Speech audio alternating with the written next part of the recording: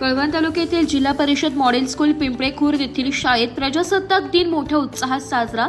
या कार्यक्रमावेळी सकाळी 7:30 वाजता गावातून प्रभात फेरी ही काढण्यात आली।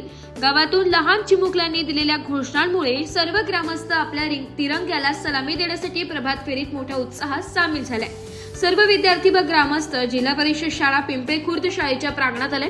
विद्यार्थी तसेच ग्रामस्थ रांगेत उभे राहिले। पाहुणे शाळेच्या प्रांगणात येताच गोड शब्द सुमनांनी स्वागत गीत म्हणून स्वागत केले। चिमुकल्यांनी इवले इवले ओठांनी म्हटलेल्या स्वागत गीताने सर्व ग्रामस्थांचे हृदय प्रसन्न झाले।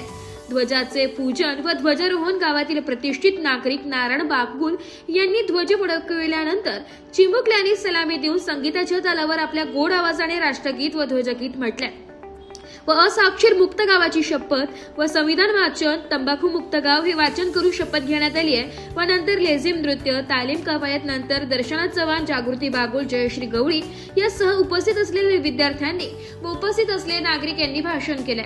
देशभक्तीपर गाण्यांवर चिमुकल्यांनी सुंदर असे नृत्य करून उपस्थितांची मने जिंकून घेतली आहे। या कार्यक्रमास उपस्थित देशप्रेमींनी विद्यार्थ्यांना बक्षीस दिले व बक्षीस देणाऱ्यांचे शाळेकडून मनस्वी धन्यवाद केले। यावेळी शाळा व्यवस्थापन समितीचे अध्यक्ष रवींद्र बहिरम, कैलास भाऊ बहिरम, सर्व सदस्य, आजी माजी सरपंच, उपसरपंच सदस्य, अंगणवाडी सेविका, सोसायटीचे पदाधिकारी, विविध क्षेत्रातील अधिकारी पदाधिकारी व गावातील ज्येष्ठ श्रेष्ठ नागरिक व तरुण वर्ग महिला मोठ्या संख्येने उपस्थित होते।